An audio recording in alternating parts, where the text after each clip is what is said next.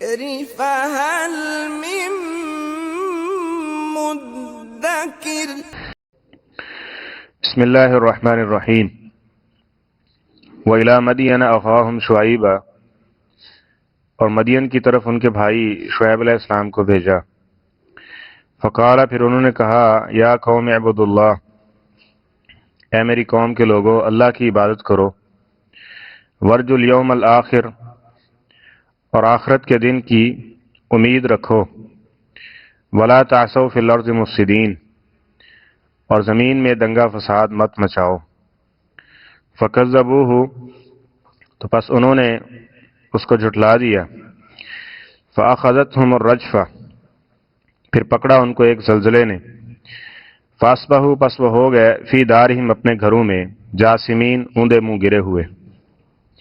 وعاد و سمود، اور اسی طرح عاد اور سمود بستیاں، قد تبین لکم من مساکنہم، یقیناً تمہارے لیے ان کے رہنے کی جگہیں واضح ہو چکی ہیں۔ وَزَيَّنَ لَهُمُ الشَّيْطَانُ أَعْمَالَهُمْ، شیطان نے ان کے لیے ان کے برے اعمال کو خوبصورت بنایا تھا۔ فَصَدَّهُمْ عَنِ السَّبِيلِ، پھر ان کو سیدھے رستے سے روک دیا۔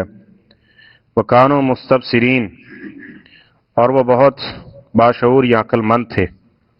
وَقَارُونَ وَفِرْعَوْنَ وَحَامَانَ، قارون، فرعون اور حامان۔ وَلَقَدْ جَاءَهُم مُوسَىٰ بِالْبَيِّنَاتِ، ان کے پاس جناب موسیٰ علیہ السلام کھلی دلیلیں لے کے آئے۔ فَاسْتَكْبَرُوا فِي الْأَرْضِ، انہوں نے زمین میں تکبر کیا۔ وَمَا كَانُوا سَابِقِينَ، اور نہیں ہیں وہ کوئی بچ نکلنے والے۔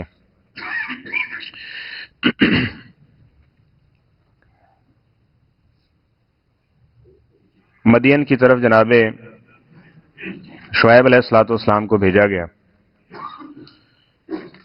جس کا تفصیلی واقعہ ہم کچھ پیچھے پڑھ رہے ہیں۔ یہاں مزید بار بار اشارتاً وہی باتیں دہرائی جا رہی ہیں، اس لیے کہ ہو سکتا ہے کہ یہ کسی وقت اس پہ غور و فکر کر لیں تو ان کے جو دلوں کا بگاڑ ہے وہ ختم ہو جائے اور اصلاح کرنے والے بن جائیں اور اللہ اور اس کے رسول کی اطاعت اور فرما برداری میں چلے آئیں۔ اور میں ان کو مدین والوں کا قصہ سناؤ جن کے پاس جناب شعیب علیہ السلام کو بھیجا گیا، اور انہوں نے کہا تھا، یا قوم اعبدوا اللہ، اے میری قوم کے لوگو اللہ کی عبادت کرو، اللہ کی عبادت کرو، ورجو الیوم الآخر، اور آخرت کے دن کی امید رکھو، ولا تعثوا فی الارض مفسدین، اور زمین میں فساد مت مچاؤ۔ تین کام، اللہ کی عبادت، آخرت کی فکر، اور زمین میں اصلاح کرنی ہے، ظلم و زیادتی، بغاوت نہیں کرنی۔ اور آج ہمارے معاشرے میں پہلی دو چیزوں کی بالکل نفی کی جا رہی ہے۔ عبادت، ایک موٹا سا لفظ آپ نے سنا ہوگا، اور یہ بہت بڑا جملہ ہے کہ حقوق اللہ معاف ہو جانے نے، حقوق العباد کی فکر کرو۔ نمازیں تمہاری کام نہیں آئیں گی اگر تم نے ہمسایہ کو تنگ کیا تو، یہ مطلب ہے اس کا۔ عبادت تمہاری کچھ کام نہیں آئے گی، حج اور عمرے تمہارے کچھ کام نہیں آئیں گے اگر تم نے لوگوں کو پریشان کیا تو۔ یعنی بتانا کیا چاہتے ہیں کہ حقوق اللہ اس کی خیر ہے، اس کو چھوڑو۔ حقوق العباد، دنیا میں ایک نعرہ ہے ہیومنزم کا، انسانیت، سب سے پہلے انسانیت، سب سے پہلے۔ یہ اس رب سے جس نے انسانیت کو پیدا کیا نا، اس سے بھی کوئی زیادہ سمجھدار آ گیا معاذ اللہ۔ اس نے کیا کہا؟ سب سے پہلے عبادت، اللہ کا حق، اعبد اللہ۔ پیغمبروں سب نے 1,44,000 کے لگ بھگ جو پیغمبر ہیں، 24,000 کے، ان کا یہ نظریہ کہ اعبد اللہ، سب سے پہلے کیا ہے؟ اللہ کی عبادت ہے۔ اور یہاں کیا ہے؟ سب سے پہلے انسانیت ہے۔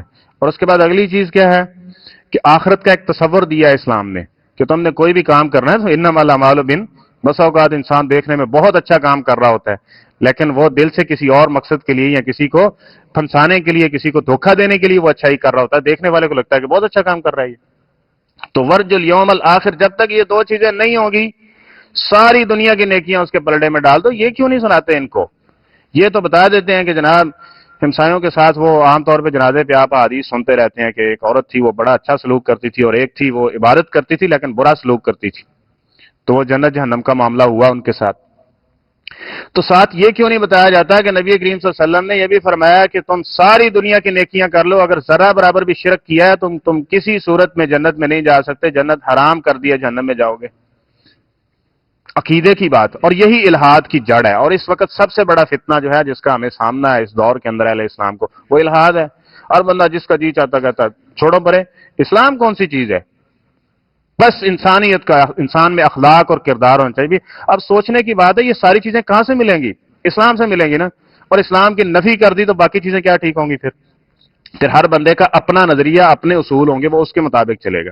ورج الیوم الاخر اور وعبد اللہ کا مطلب یہ ہے کہ اصول اللہ تعالیٰ نے دینے ہیں، اس کے مطابق پھر تم نے یہ کام کرنے ہیں، یعنی سب سے پہلے یہ ہے، اس کے بعد یہ چیزیں ہیں۔ اس کا مطلب یہ نہیں ہے کہ عبادت کو اس کو پیچھے چھوڑ دو، یہی تو الہاد کا راستہ کھولے گی۔ پھر جب دین گیا تو پھر کیا پتہ چلے گا ماں باپ کے حقوق کیا ہیں؟ جب عبد اللہ نہیں ہے، ورج الیوم الاخر نہیں ہے، تو ہمسایوں کے حقوق کا کیسے پتہ چلے گا؟ تو اس کو ہم برابر کیسے کریں گے پھر؟ تو یہ ساری چیزیں پہلے اسلام سے سیکھنی ہے۔ سب سے پہلے عبادت ہے، عبادت کے بعد باقی چیزیں، اللہ کے حقوق ہیں وہ جانیں گے تو پھر ہی ہم کچھ اور کریں گے نا۔ اب یہ دیکھیں، اس حوالے سے بڑی تفصیلی بات ہو سکتی ہے، لیکن آخری بات کہ ایک شخص ہے وہ اللہ کے حق ادا نہیں کرتا ہے، مخلوق کے حق ادا کرتا ہے۔ وہ مخلص ہے مخلوق کے حق ادا کرنے میں؟ اور بھائی مفاد پرست ہے وہ، جو اللہ کا نہیں بنا، جس نے سب سے زیادہ احسانات اس پہ کیے ہیں، تو مخلوق کے ساتھ جو وہ کر رہا ہے یہ تو دھوکہ دہی ہے۔ یہ عقل کو چکر دیا ہوا ہے انسان کی ابلیس نے کہ اس کو اس کا وفادار، وہ اس خالق اور مالک کا وفادار ہے نہیں، ہم سایدہ کی میں وفادار ہو سکتا ہے جی وہ؟ اور بڑے بڑے جملے آپ کو ملیں گے اس حوالے سے جناب، آپ مسجد سے، مدارس سے، علماء سے، یا جناب ادھر ہے مسجد کے غلے میں کچھ ڈالنے سے پہلے اپنے ہمسایوں کو دیکھ لیں ادھر میں کوئی ایسا ویسا نہیں ہے۔ تو یہ آپ جب کروڑوں روپے بے پناہ اس پہ خرچ کر رہے ہوتے ہیں فحاشی اور یعنی کی مجلس میں، اتنے جا کے آنکھوں ہاں ذرا کہ یہاں کروڑوں خرچ کرنے سے پہلے اپنے محلے میں دیکھو کتنے یتیم بیٹھے ہوئے ہیں، کتنے مسکین، کتنے بیوہ بیٹھے ہوئے ہیں، وہاں نہیں۔ یعنی مطلب کیا ہے؟ دین کو ٹارگٹ کیا جا رہا ہے، الہاد کی جڑیں مضبوط کی جا رہی ہیں۔ تو فرمایا وَاعْبُدُ اللَّهَ، اے میری قوم کے لوگوں اعبدوا اللہ، اللہ کی عبادت کرو، ورج الیوم الاخر، آخرت کی امید رکھو، یہ ذہن میں رکھو، آخرت کی فکر ہونی چاہیے۔ وَلَا تَعْثُوا فِي الْأَرْضِ مُفْسِدِينَ، تیسرا پوائنٹ یہ ہے کہ جب ان دو چیزوں کو دیکھو گے، یہ سامنے آ جائیں گی تو پھر کیا ہوگا؟ یہ ساری چیزیں ختم ہو جائیں گی۔ اس لیے قوم لوط کی برائی دیکھ لیں، لیکن آغاز کہاں سے کیا؟ اعبدوا اللہ۔ قوم شعیب کی برائی دیکھ لیں، لیکن آغاز کہاں سے کیا؟ اعبدوا اللہ۔ قوم نوح کی برائی دیکھ لیں، اعبدوا اللہ۔ یعنی تمام انبیاء نے کہاں سے شروع کیا؟ حقوق العباد سے، حقوق اللہ سے۔ حقوق اللہ شروع کریں گے تو پھر آپ کو وہاں سے ہی ملے گا کہ یہ اللہ کا حق ہے، یہ بندوں کا حق ہے، یہ بھی پورا کرنا ہے اور یہ بھی پورا کرنا ہے۔ تو اس لیے ان دونوں چیزوں کو دیکھنا، اور اگر یہ نہیں ہوگا تو پھر زمین میں فساد مچائیں گے۔ دیکھ لو جن کے پاس دین نہیں تھا وہ بادشاہ ہیں تو تب بھی دنیا کے اندر ظلم و زیادتی کر رہے ہیں، اور ایک عام آدمی ہے جس کے پاس دین نہیں ہے تو وہ تب بھی دنیا کے ساتھ کیا معاملہ کر رہا ہے، تو یہ بات بہت واضح ہو چکی ہے۔ فَكَذَّبُوهُ فَأَخَذَتْهُمُ الرَّجْفَةُ، لیکن اس نظریے کو، ان اصولوں کو نے جھٹلایا تو اللہ کہتے ہیں ہم نے ان کو پھر ہلایا ذرا ان کو، اخذتهم الرجفہ فاصبحوا فی دارہم جاثمین، یہ اپنے گھروں میں اوندے منہ گھٹنوں کے بل گرے ہوئے تھے اور کچھ بھی ان کے کام آنے والا نہیں تھا۔ اس طرح فرمایا ان کو عاد اور سمود بتا دو، قد تبین لکم من مساکنہم، یہ جاتے ہیں نا تو عاد و سمود کی بستیاں انہوں نے دیکھی ہوئی ہیں، ان کے گھروں کے نشانات، اثرات آج بھی وہ واضح ہیں، آثار قدیمہ کے نام سے اس کی حفاظت کی جاتی ہے۔ اللہ حفاظت کروا رہا ہے بہرحال، کس کے لیے؟ دکھانے کے لیے، لیکن اس کو انٹرٹینمنٹ بنا لیا بجائے اس کے کہ اس سے عبرت پکڑی جاتی۔ فرمایا وہ دیکھتے نہیں ہو کہ ان کے گھر زین لهم الشیطان اعمالهم فصدهم عن السبیل، شیطان نے کیا کیا؟ برے اعمال کو ان کے لیے خوبصورت کر دیا، اور جو صحیح اعمال تھے فصدهم عن السبیل، اس سے روک دیا۔ اب یہ بھی کیا ہے؟ حقوق اللہ کی خیر ہے تو حقوق العباد کی فکر کرو، حقوق العباد کی کیا کرو؟ فکر کرو۔ اب کیا ہے؟ یہ شیطان نے ہی ڈالا ہے نا اس میں، حقوق اللہ چھڑوا دیے، حقوق العباد کے پیچھے لگا دیے۔ اس کا مطلب یہ نہیں ہے بات کرنے کا کہ حقوق العباد کو بالکل چھوڑ دیں، اور بھائی جب حقوق اللہ کو آپ پورا کریں گے نا تو حقوق العباد وہیں سے ملیں گے، آپ اس کو بھی پورا کرنے کی طرف آئیں گے، ٹھیک ہے؟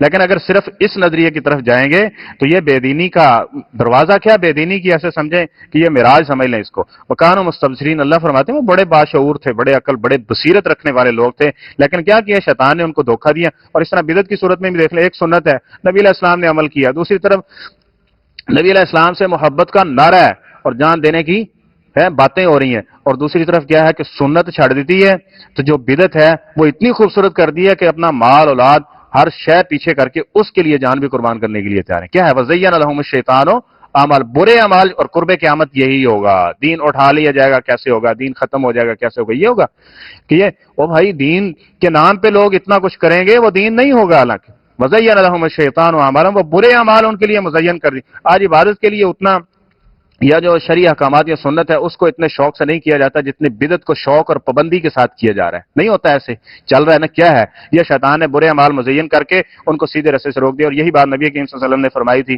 جب کوئی قوم بدعت ایجاد کرتی ہے تو اس کے دل سے پھر سنت جو ہوتی ہے نا اس کو نکال لیا جاتا ہے. ثم لا یعیدہ الی یوم القیامہ، پھر قیامت تک اس بندے کے دل میں سنت کی محبت نہیں آئے گی جس میں بدعت کی محبت ہوگی. کیا ہے؟ شیطان نے برائی کو مزین کر دیا کہ ایس رستے سے تو چل کے جنت جانا ہے، اور جب پیغمبر نے بتایا تھا اس پہ بے یقینی پیدا ہوگی تو کس طرح وہ سنت کی طرف آئے گا.